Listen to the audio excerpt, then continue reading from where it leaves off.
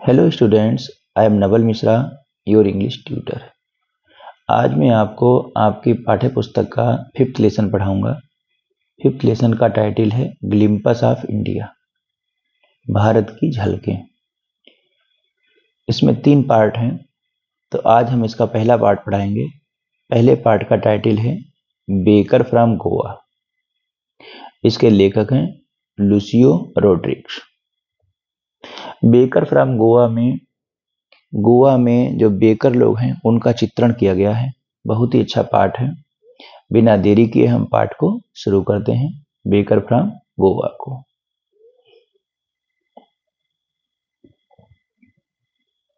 Our elders, लेखक कहता है अवर एल्डर्स, हमारे जो बड़े लोग हैं, आर ऑफन हर्ड, प्राय सुने जाते हैं, reminiscing nostalgically about those good old Portuguese days, उन पुराने अच्छे पुर्तगाली दिनों को याद करते हैं। बड़े बूढ़े लोग जो हैं याद करते हैं कि वे पुराने पुर्तगाली दिन कितने अच्छे थे। The Portuguese and their famous loaves of bread, पुर्तगाली लोग और उनके प्रसिद्ध लोव्स ऑफ ब्रेड, यह हम लोग कह सकते हैं डबल रोटियां, उन्हें याद करते रहते हैं लोग। Those eaters of loaves, way double रोटियां खाने वाले, माइट हैव बेनिस्ड, शायद अब ना रहे हों, गायब हो गए हों, खत्म हो गए हों। बट द मेकर्स, लेकिन जो मेकर हैं, बनाने वाले हैं, आर स्टिल देयर, वे अब भी गोवा में हैं। We still have amongst us the mixtures, हमारे आसपास अब भी हैं मिक्सचर, माउल्डर्स, सांचे, एंड दोज, और वे लोग, हु बेक द लोव्स, जो डबल रोटी सेंकते हैं, बनाते हैं, वे लोग हैं। Those age old times tested, जिस समय की कसौटी पर कसी हुई फर्नेस, भट्टियां, स्टिल एग्जिस्ट, अब भी अस्तित्व में है। The fire in the furnace, जो आग है ना, फर्नेस माने भट्टियों में, has not yet been extinguished, वह अभी तक बुझी नहीं है। क्या तात्पर्य है? भट्टियों वाला काम अब भी चल रहा है। वहां पर लोग हैं जो डबल रोटियां बनाते हैं और डबल रोटियां बेचते हैं। The third and jingle of traditional bakers bamboo, लेखक कहता है जो ट्रेडिशनल बेकर्स हैं, जो पारंपरिक बेकर हैं, उनके बाम्बू की आवाज, बाम्बू माने होता बांस। होता क्या था, ये जो बेकर लोग होते थे, जब वे अपनी डबल रोटी बेचने चलते थे तो अपने हाथ में एक बांस का लंबा सा डंडा रखते थे, जिसका एक सिरा फटा होता था। उसे जमीन पर मारने से एक झंझंग की आवाज आती थी। तो लेखक बताता है कि उनकी वो पारंपरिक आवाज अब भी सुनी जाती है। हेराल्डिंग हिज अराइवल, जो उनके आने की घोषणा करती है, इन द मॉर्निंग, सुबह सुबह। जैसे ही कोई सुबह सुबह उस बांस की आवाज सुनता है, समझ जाता है कि बेकर आ गया है, और जिन्हें डबल रोटी खरीदनी होती हैं वो आ जाते हैं और खरीदने लगते हैं। Can still be heard in some places, यह आवाज अब भी कुछ स्थानों पर सुनी जा सकती है। मे बी, हो सकता है, the father is not alive, कि अब उसका पिता जीवित ना हो, but the son still carries, लेकिन उनका बेटा कैरीजान अब भी जारी किए हुए है, द फैमिली प्रोफेशन, अपना पारिवारिक व्यवसाय। तात्पर्य क्या है? पिता जीवित नहीं है, लेकिन उनका जो पारंपरिक व्यवसाय है वह उनके पुत्र के द्वारा अब भी चलाया जा रहा है। दीज बेकर्स आर, ये जो बेकर लोग हैं, इवन टुडे, आज भी, नोन एज पेडर इन गोवा, इन्हें गोवा में पेडर के नाम से जाना जाता है। ड्यूरिंग अवर चाइल्डहुड, हमारे चाइल्डहुड के दौरान, मतलब जब हम लोग बच्चे थे, बचपन के दौरान, the baker used to be, baker लोग हुआ करते थे, अवर फ्रेंड, हमारे मित्र हुआ करते थे, कंपेनियन, हमारे साथी हुआ करते थे, एंड गाइड, और हमारे मार्गदर्शक हुआ करते थे। ही यूज टू कम, वह आया करता था, मतलब बेकर जो था वो आया करता था, एटलीस्ट माने कम से कम, ट्वाइस, 2 बार ए डे। लेखक बताता है कि रोजाना वहां के लोगों की बेकर से मुलाकात कम से कम एक दिन में 2 बार होती थी। वंस, एक बार, when he set out in the morning, जब वह सुबह सुबह सेट आउट पर निकल पड़ता था, इन द मॉर्निंग, सुबह सुबह, ऑन हिज सेलिंग राउंड, अपने बिक्री राउंड पर, सुबह सुबह जब वह डबल रोटियां अपनी टोकरी में भर करके बेचने के लिए निकलता था। एंड देन अगेन, और फिर दोबारा, वेन ही रिटर्नेड, जब वह लौटता था, after emptying his bag, huge basket, अपनी भारी सी टोकरी को इम्पटी करके, खाली करके जब वह लौटता था। The jingling third, Jhang Jhang की आवाज आफिज बाम्बू उसके बांस की वोक अस अप हमें जगा देती थी फ्रॉम स्लीप। हम लोग नींद से उस बांस की आवाज सुनकर के जाग जाते थे। And when we ran to meet and greet him, और हम लोग दौड़ पड़ते थे उससे मिलने के लिए। मीट माने मिलना, ग्रीट हिम उसका स्वागत करने के लिए हम लोग दौड़ पड़ते थे। भाई वाज इट सो, ऐसा क्यों था? Was it for the love of लोग, क्या हमारा ये डबल रोटियों के प्रति लव था, प्यार था? हम डबल रोटियों से इतना प्यार करते थे इसलिए हम लोग दौड़ पड़ते थे? नॉट एट ऑल, नहीं, ऐसा नहीं था। The loaves were bought by some पास्किन और बस्टाइन। जो लोब्स थी, डबल रोटियां थी, वो किसी बास्किन या पास्टाइन के द्वारा ली जाती थी। The maid servant of the house, जो घर में नौकरानी होती थी उसके द्वारा वो ली जाती थी। व्हाट वी लॉन्ग्ड फॉर में होता है इच्छा होना या तड़पता। हम लोग किसके लिए तड़पते रहते थे? हम लोग जिस चीज के लिए तड़पते थे, जिसकी याद में परेशान होते थे, बरदोज ब्रेड बेंगल्स, वे थी डबल रोटियों की बेंगल्स, छल्ले, डबल रोटियों के छल्ले। विच बी चूज केयरफुली, जिसका हम सावधानी पूर्वक चयन करते थे। केयरफुली माने सावधानी पूर्वक, चूज माने चयन करते थे। समटाइम्स, कभी कभी, इट वाज स्वीट ब्रेड, या मीठी ब्रेड भी होती थी। स्पेशल में एक विशेष प्रकार की बनी ये मीठी ब्रेड भी होती थी। द बेकर मेड, जो बेकर होता था, मेड हिज म्यूजिकल एंट्री, वह अपना संगीत में एंट्री करता था, संगीत में प्रवेश करता था। ऑन द सीन विद झंझंग की आवाज करता हुआ।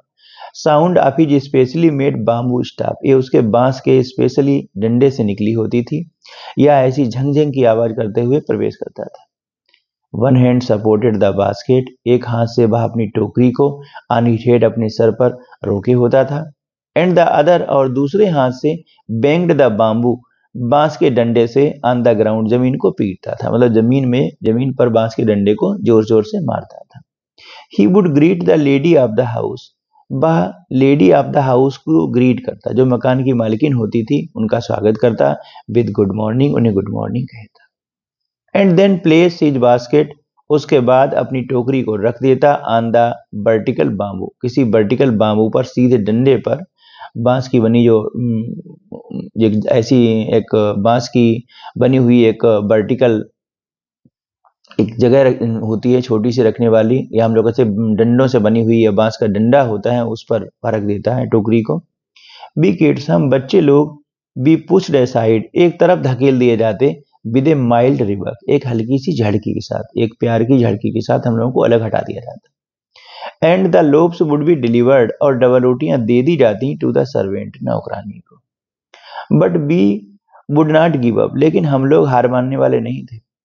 B would climb a bench, हम लोग किसी बेंच पर चढ़ जाते। आर ए पैरापेट, या हम लोग किसी मुडेर पर चढ़ जाते। And peep into the basket, और टोकरी में झांक करके देखते।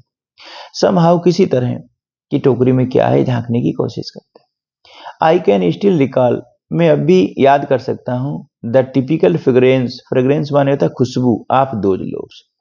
लेखक कहता है वह अब भी उन डबल रोटियों की खुशबू को याद कर सकता है। Loaves for the elders, double रोटियां बड़ों के लिए। And bangles for the children, और छल्ले बच्चों के लिए।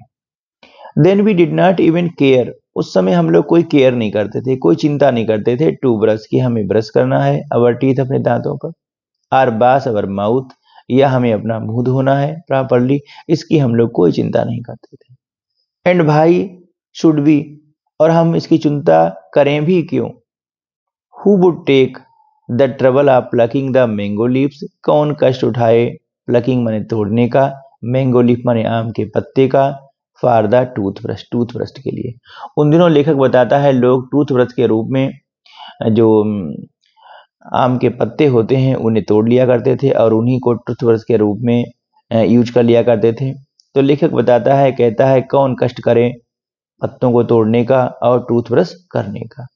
भाई was it necessary at all, और क्योंकि ये नेसेसरी भी तो नहीं था, ये जरूरी भी तो नहीं था। The tiger never brushed his teeth, क्योंकि टाइगर जो है वह कभी अपने दांत को ब्रश नहीं करता है।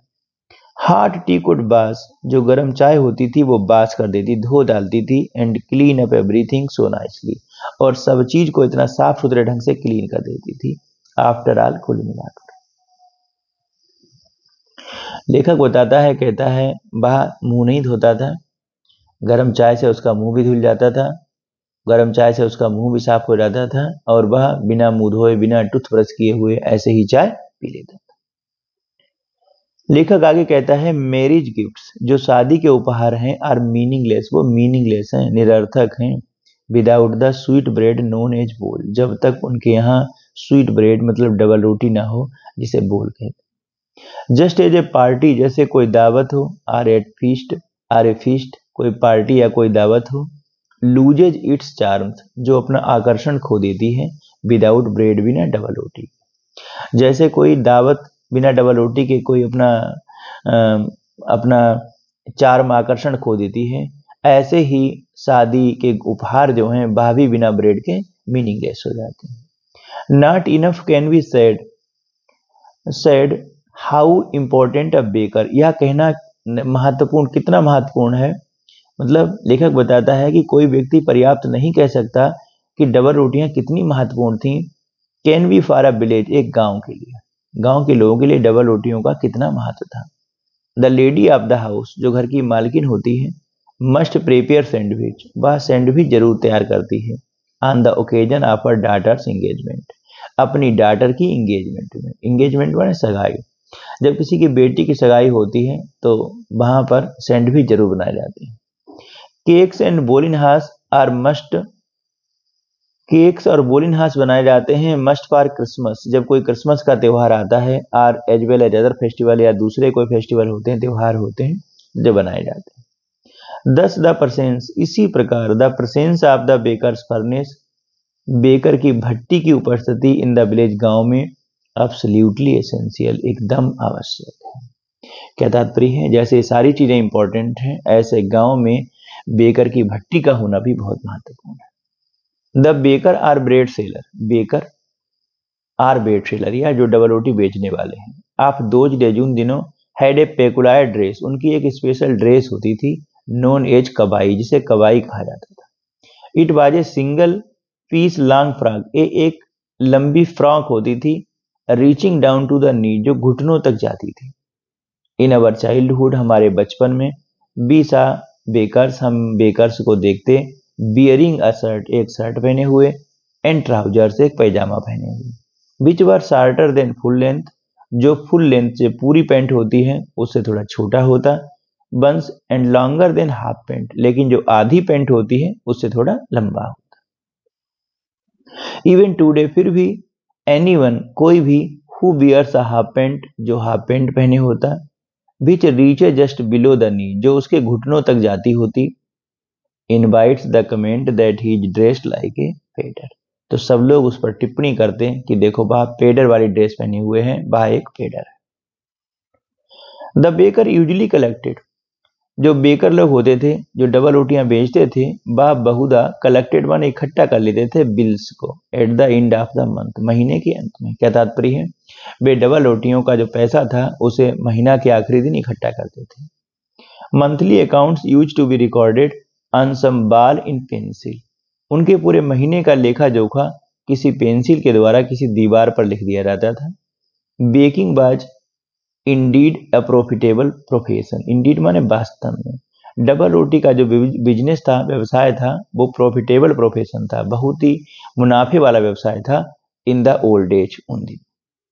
The baker and his family, baker और उसकी जो फैमिली है, जो उसका परिवार है, नेवर स्टार्व्ड, वह कभी भूखों नहीं मरता था।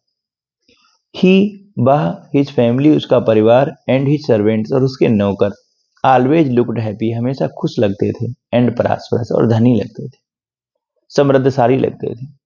देयर प्लम्प फिजिक, उनका मोटा पेट, बाज एन ओपन टेस्टिमनी, इस बात की गवाही देता था कि वास्तव में उनके घर में खाने पीने की कोई कमी नहीं थी।